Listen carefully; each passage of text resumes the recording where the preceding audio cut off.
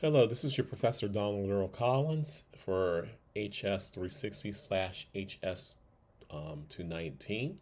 It is Tuesday, May 2nd, 2023. Evening of. I have submitted grades for all of your final projects as of basically noontime this afternoon for everyone. Um, and doing so for for y'all and essentially your grades on Moodle are more or less your final grades. I still have to figure out what your final letter grade is, so I have not submitted that. Excuse me. Yeah, I will sort of.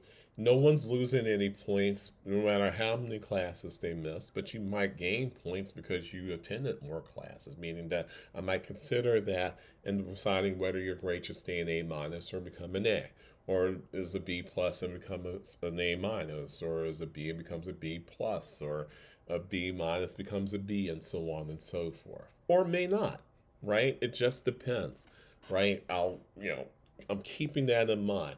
No one's being penalized because they've missed class. No matter how many classes you missed, we'll talk about that in a minute. But that's something to consider. I will probably turn in those grades no later than Thursday morning. Um, in the meantime, if you have some specific questions about your project grade, let me know. In general, but they have to be good questions. It can't just be that you don't like your grade. All right. My promise to you throughout is I will be fair in giving you grades, but I'm treating you like an adult in doing so, meaning that I'm not down for the BS of things aren't fair. Nothing in life is perfectly fair. I am not a jurist. I'm not a judge. I'm not on the Supreme Court. And I don't have to be fair. I have to be fair enough to everybody, considering that everyone meets a certain standard. Now, maybe the standard's unfair. Maybe I'm being unfair in using that standard, but it's the same standard I'm using for everybody. I don't care what their grade is. I don't care if they have 100. I don't care if they have a 0. I'm using the same standard. So that's where the fairness comes in. Now, should I wear your specific situation or wear your other specific situation for a particular student in terms of that? Maybe, maybe not. But if I don't know about it until after I've done your grade, I'm not going to go change your grade because suddenly I learned that you've got some relative who's been ill, or you've been dealing with some issues regarding your mental health, or because you were sick or whatnot. I can't grade on the basis of every possible variable and circumstance that you might be going through. If that were the case, then my GPA in undergrad should have been a 4.0 instead of a 3.4. So keep that in mind too, right? But that's where we are. So basically, everything's done except for the actual figuring out what your actual letter grade is going to be. That's going to take about a day or so. But I do want to make a few comments real quick about where everything is and then wrap this up, right?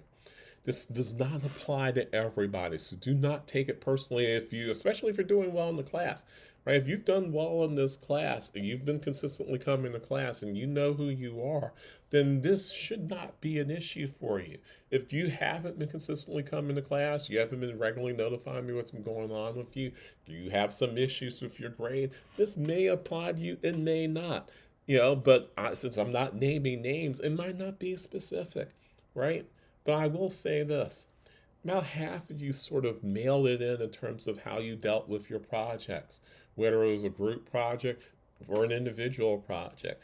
You didn't give A level effort, some of you, to your projects, and it shows in the quality of the work that you did, right? you know, you picked really low hanging fruit kinds of projects, maybe even tried to pick something that was in the syllabus as a example of possibly something you can do and try to do it. You didn't really do due diligence. You didn't do anything in terms of providing enough historical context to explain why you picked what you did. You didn't Some of you didn't even pick an artifact, so you lost points for that. Some of you didn't really talk about historical significance. You might have talked about how it was significant to you personally. You might have talked about how significant it, this particular thing is as an artifact in and of itself. But you also needed to provide overall historical context and significance, and then try to talk about the legacy of something. And a lot of you just missed it, right? Not everyone. The majority of people in the class actually have like an 86 or higher, so, but about 40% of you don't. And those 40% have lower grades because you've missed parts or large sections of all those things that I just mentioned. The name of the art, the kind of artifact you're using, following through about the significance of the artifact, and how it opens up to a larger discussion about in terms of historical context and significance of a particular topic that you might be talking about, and those sorts of things. Some of you, you know, I'm getting to the point where if I have to teach this course again, Jackie Robinson would be banned as a topic because you pick such low hanging fruit that you don't really try to discuss, anything. You either try to do too much on his biography and not enough on his about his activism, or you do all the activism as if it solved racism somehow and everything is so much better in the United States now than it was then. Man died at 53. I'm 53 years old. He died at my age with all kinds of massive health issues, the kind of health issues that you would normally see in someone who's faced combat and has CT and all kinds of other stuff. He played baseball, not exactly the sport that's going to ends up with people dying at a young age, 53 years old, and that's in part due to his activism. And can you really say that there's a legacy here when, in point of fact, just as an example, that Major League Baseball is as not non-black as it's ever been since Jackie Robinson was actually playing baseball in the mid 1950s, as of right now.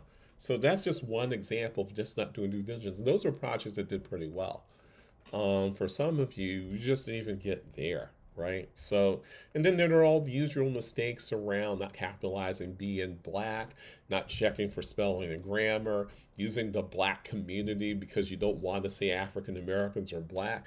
Equating black people as people of color, even though black people are just one subset of the term people of color, therefore should just be called black, especially when you only talk about other black people, things of that nature, right? A couple of you try to reinforce stereotypes. A couple of you just parroted things that I spoke about in class, and so it was just a mess and a mix of things for those of you who didn't do well. But I'll leave you off of this. I said this. I didn't say this to your particular class, the class that meets at 10:50. But I do want to say this as I close out. Right? I'm not your dad. I'm your professor, and as such, I have to grade you as adults, right? It's not my job to make sure that that your technology works, that your uploading stuff works on time, that you get stuff in on time, that I just stay on your butt and say, get this in on time or else, and all those other things. You're supposed to be able to do that without me telling you to do that, right? Nor is it my job to just after the fact because you've had because other stuff outside of classrooms not going great, all of a sudden make adjustments to that and make adjustments to your grade and try to grade you according to that. That's not my job, right? you know you can talk to me about those things, and if you trusted me a bit more, maybe you should have talked to me about those things, but most of you did not. Most of you did not take the opportunity to talk to me during office hours, outside of office hours, try to meet with me, even though, yes, I stay masked up when I'm on campus, but it doesn't mean I don't want to talk to you at all. If I didn't, I would never show up and teach the class in the first place.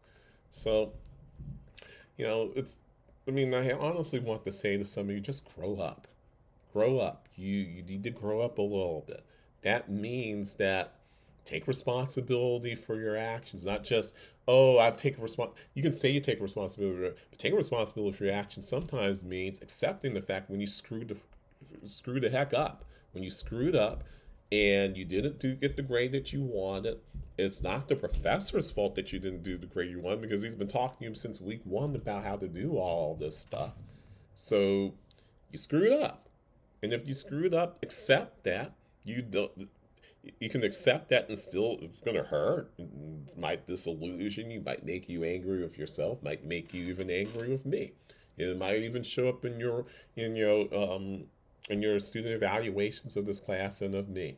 Trust me, you haven't said anything I haven't already heard from students who have not done well in my classes over the years, right?